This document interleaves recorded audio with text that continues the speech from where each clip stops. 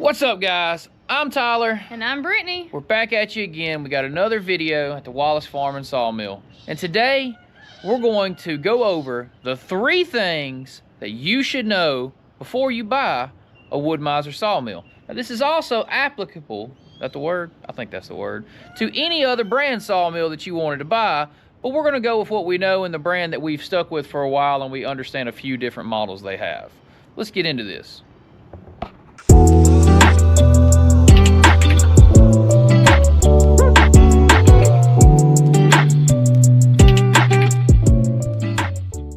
So Tyler, how would a person know what size machine is right for them? All right, guys, we're gonna go ahead and cover this right now. One thing that you gotta take into consideration is the size of the logs that you plan to saw and the size material that you plan to cut. And what I mean by that is, if you're wanting to saw really long material, for example, not really long, really wide material, that's the word I'm looking for, really wide material, then you need to automatically be looking at the wide head Woodmizer sawmills, okay? Which they offer that in tons and tons and tons of different mills, whether you want hydraulics or if you don't want hydraulics. But let's just start out at the baseline. An LT15 is available in a normal LT15 and a wide LT15. If you're looking to cut 20 inches wide, technically that's not wide, okay? The LT15 wide, I think, goes out to like 32, 34 inches. That's wide. You know, anything over 24 is what I would consider wide. So you got to consider that into your equation. So when you're trying to figure out which sawmill is right for you, you got to figure out what are you trying to saw, okay? If you're trying to saw normal, everyday, 1x10s, 2x6s, 2x4s, like just basic material, dimensional lumber, they would say, or most people call it, then just about any sawmill would work for you as far as head width goes. I'm gonna turn the camera around now and I wanna show you the sawmill. Now, there's an important word here that you also have to take into consideration when choosing your size sawmill. Do you need hydraulics or not? So, to get to the point here, you gotta have the point 1 of which size sawmill is right for you. You need to take it also into consideration the length of the mill. You know, how long of the material you plan to saw. So, once you understand the length of material, the width of material, you can now choose your sawmill size. Also, don't let me forget what we talked about, hydraulics, whether or not you need those. Now, the answer to that is not always as easy as you think. A lot of people think, oh, always hydraulics, I have to have hydraulics. No, you technically don't. I've ran a business before for a full year of every single day sawing, and I didn't have hydraulics. So just because it's a business does not mean you have to have hydraulics. It just depends on how much of a workload you want to be on yourself and how much you like to use those big muscles you got. Because you don't technically have to have hydraulics ever. I mean, you can buy an LT15 and saw and saw and saw. I sawed, the first sawmill I had was an LT15, and we sawed a full year, and I don't know how many different little barns we sawed out for people. Yes. That, you know, basically they come here and buy the siding for an entire barn, 2x6s, 2x4s, and everything to build barns and stuff. And we never had hydraulics, and there was many of them built, and we sold that and we made plenty of money with that. So, but if you need hydraulics, say for example you are slightly older or you have like maybe a back issue that you can work but you don't want to really tweak that thing again, well then that word right there is going to come into play. I would add hydraulics if you need them.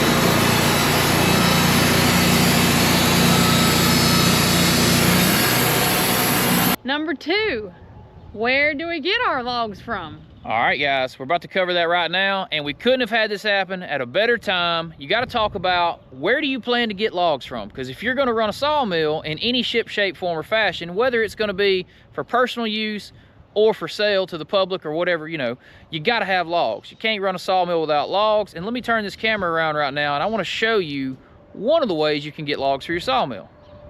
You see over here, which I guess if you watch our channel, you've probably seen Mr. Larry here before in that red truck. He brought a load of logs this morning. Now, Mr. Larry, for those of you that don't know, he's a local logger. He does small-time, small-scale logging, and I mean, you call it small scale or whatever, he can cut a couple loads a day every day if he chose to. So he sells us logs. I mean, that's one of the way we get logs. Now, another way that a person might get logs would be tree service. Oh, yep, tree service. That was a test. That was a test. All right, so you can also get them from your local tree services. Tree services, Mr. Larry made me think about this a second ago. We were talking. He said, make sure you mention, Tyler, if they go to those tree services, there's a very, very possible chance that you can get metal in logs, because a lot of those come from yards and such as that. And if you deal with yards and trees and kids and nails and hammers, you know, just watch out for that. Maybe get you a metal detector if you do a lot of the tree service stuff, or local municipalities would be the third option that I would say. Like cities and stuff like that have dumps, and if you get in connection with the right people at your landfills and stuff, you can go out and what's the word, rummage through their stuff and get the good out. I've heard of people doing that as well. So there's three options, but that is the number two thing that you have to know when you plan to buy a sawmill, is where will you get your logs. Now let's go unload a few of these logs.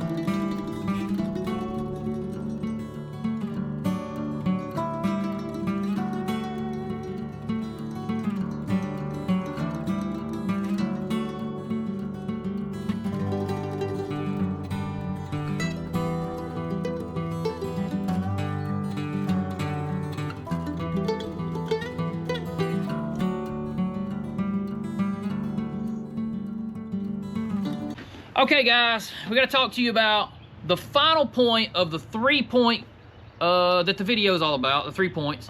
And the final point is, where will you sell your products? Now, for those of you that have watched this and it's the 3 things before I get my sawmill, and you're like, well, I am going to be using the product, not necessarily selling the product. Well, I guess this third point is kind of irrelevant, but I'll tie it in for you. The third point, where will you sell your product? Because you're going to end up making a lot of things with your sawmill, and at some point in time, you're probably going to want to get rid of some of these things. Or if you're looking at it as a business, you literally want to sell everything. So some markets that are good to look into, find local pallet shops, for example, like something like we've done, and see if there's a need for a certain size timber and they want to buy those things from you. And you can do that. You can contact your local railroad tie organization. Like down in my area, we have a big company, North American Tie and Timber, that you can contact and sell cross ties to if you can line all that up. But there's big ticket markets to sell to, and then there's also niche markets like selling your local, you know, like what we're cutting today. And some of these clips you've seen in between, we're sawing 1x10s for a customer. These logs were actually brought by him, and we're sawing those. So that's another way to market yourself, is I'll custom sawmill your lumber into, you know, a usable product, your logs into a usable product. So let's tie it in for the person that's a homeowner and you want to just have the sawmill for yourself. How do you make this third part relevant? Okay, so you take your byproduct, for example. You know, maybe you can, maybe you can't, but you probably can't get rid of every single little piece of byproduct. But like for a lot of guys that live up north, now we live in the South. A lot of people tell us about firewood and stuff like that. We live in the deep South. It's February the, what, 9th, 10th? Anyway, it's hot today, guys. All I need is this light long sleeve shirt. It's like 64 degrees. It's hard to sell firewood products here. But if you're up north and you're a homeowner, say you're getting a byproduct of all these slabs from these hardwood logs you're selling or something, well, you might find you a market for those, and then you can support your hobby by getting rid of the waste that you don't even want to have to start with. So that's kind of, you know, a third point. Now, if I really wanted to, guys, not to just keep lingering on talking for forever, how many points could we make? Like, how many things you need to know before owning a sawmill? Oh, tons. Yeah, I probably could have made this a 10-point video, but I'm trying to stick to the top 3, and those top 3 things being, you know, which mill do you need for what you want to cut? Then, where will you get the logs to saw what you want to cut out of them? And then that third point, where are you going to sell your excess or the additional things that you're making, or just the product you're making to start with? What is your goal? What are you trying to sell? And where are you going to sell it? So that's the 3 points. I'm going to include, guys, a couple more clips of today's sawing, because we had to saw 2,000 feet of 1 by 10 by 10 foot long logs today. And yeah, I'm going to show you some footage from that, and we'll tie it out here at the end. So until then, enjoy the rest of these sawing clips.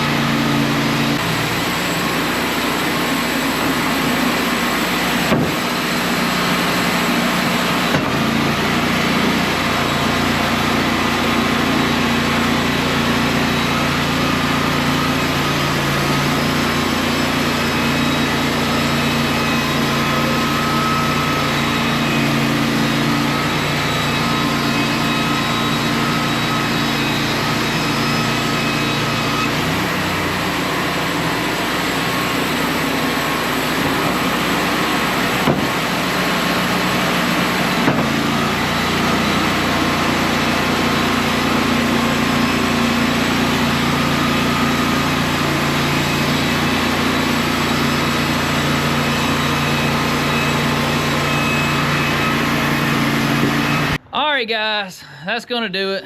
We're sitting on this new roll table up here that we installed in the last video, and I hope you guys got a little bit of insight of those couple things you want to keep in mind when you're thinking about buying yourself a sawmill. You know, if there's anything you guys can think of, or a question you'd like to ask, or for the guys that have sawmills out there and you want to add something to the list, comments below, tell us what you're thinking. And yeah, I'll try to answer some questions there as well, you know, a couple. If it gets, sometimes it gets too many comments and it's hard to keep up with all of them, so we'll try to answer as many as we can. Check this out. I want to show you this one more time. We are restocked as of today. I'm headed to pick up a new order. Got mine on too. Yeah, Miss Britt's got hers on. We have a new order coming in. 10 more hats, all black, coming in. We're going to get those out. Check the link in the description below. Miss Brittany will get those shipped out to you. Yeah, Timber, our big dog, is wanting to be on the show today. So that's going to do it. You got anything to add, Miss Brittany? Just check us out on our Patreon and support us over there. And We also have merchandise, t-shirts and cups and mugs and things like that on our other Bonfire. bonfire. That's what it is. And that'll be down in the description below. All right, guys, that's going to do it for this one. Remember, hit us up in the comments. We'll answer some questions if you got any more, but keep those 3 things in mind when you go to buy your new sawmill. Till next time. See ya. Bam.